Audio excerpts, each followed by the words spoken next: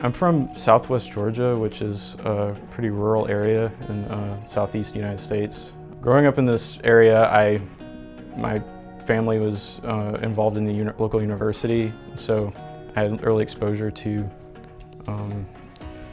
science actually through that university, and I eventually fell in love with geology at a young age.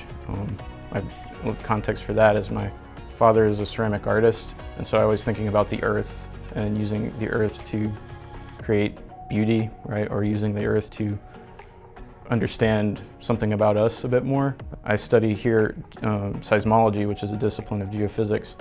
And the research that I focus on here is focused on the Alaska Arc and studying the magma storage systems beneath volcanoes in settings called subduction zones, which is a type of tectonic plate boundary. So anything relevant to volcano earthquake hazards that we learn in Alaska can inform how we then act on hazards in places like the Southwest Pacific or Japan and so on. Yeah. I realized that the mission of the East-West Center being a place where the Asia Pacific and the United States come together to share ideas and values, I realized that that mission was perfect for me to provide some insight and learn from those communities that just happen to be broadly affected by these plate boundaries. And so I realized that my field and my research would inevitably bring me to this setting. And so I wanted to relate more to the people themselves in the places that I'm going to eventually study, as well as learn how can I better inform my science and scientific practices throughout my career. Hello, my name is Yara. I'm born and raised in Bangkok, Thailand. And right now I'm currently pursuing a master's in learning design and technology.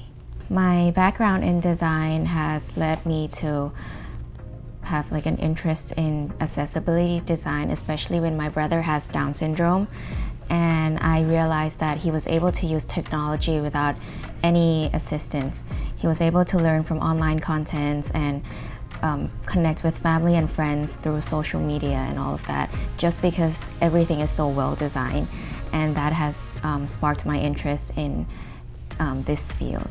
This past summer, I was able to intern at the United Nations as a communication and graphic design intern in the Office of Genocide Prevention. And I was able to use my skill and applied it to the issues of hate speech, misinformation and disinformation, and educate people or make people learn about a very complicated issues in an instant. My time at the East-West Center has taught me and broadened my perspectives on so many things. Coming from a city that's very busy and we don't really cherish much of the land or the sea or the nature that are surrounding us.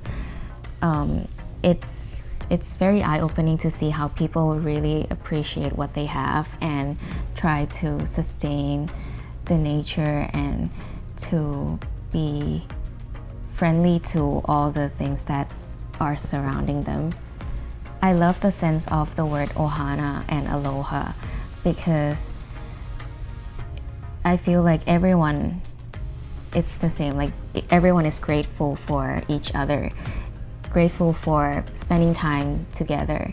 We have gatherings, we celebrate each other's little success every now and then.